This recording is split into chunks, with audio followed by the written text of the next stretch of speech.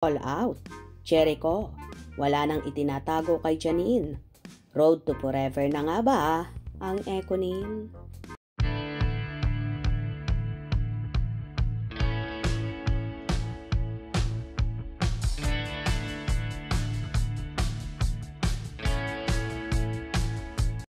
Nakilalang lubusan ni Janine Gutierrez si Jericho Rosales mula nang magkatrabaho sa Lavender Fields noong isang taon. Ayon sa dalaga ay talagang naging malapit sila sa isa't isa ng aktor dahil sa naturang serye. Dito lang naman kami naging close. Hindi kami magkakilala before. So nakilala ko siya better as the show progress.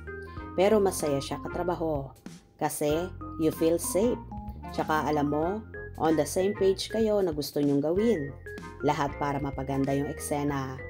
Nalaman ko na kahit Jericho Rosales na siya, sobrang game pa rin siyang mag-workshop, mag-aral, maging geeky sa pag-iisip ng gagawin sa eksena at sa script. Pagbabahagi ni Janine.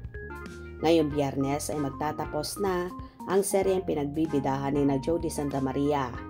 Ayon kay Janine ay marami siyang natutunan sa paggawa ng action scenes dahil sa proyekto.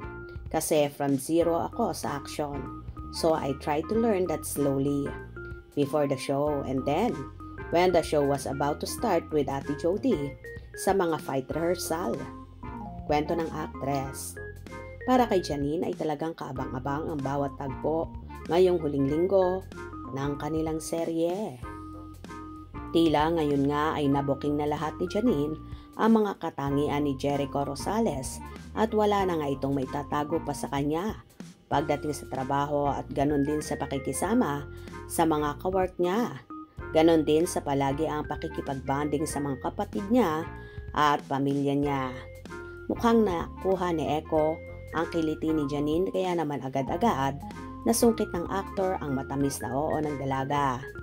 Sa bagay, nagpakatotoo lang naman si Echo sa feelings niya kay Janine. Kaya siguro ganon talagang ipinakita niya ang tunay niyang motibo sa actress na very sincere siya sa pag-ibig dito. Di kagaya ng iba na pang promo lang pala ang lahat.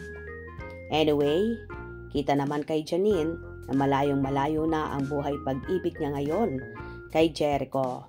Kumpara noon na sila pa ni Paolo Avellino na kahit kailan ay di siya inamin sa publiko.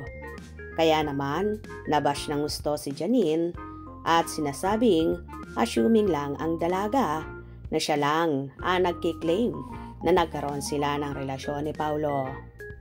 Well, erase na lang natin ang aktor dahil hindi naman deserve ng isang Janine Gutierrez ang ganong tao at mas deserve niya ay walang iba kundi ang pagmamahal ng isang Jericho Rosales. Agree ba kayo doon? Kung nagustuhan nyo ang video na ito, comment down below.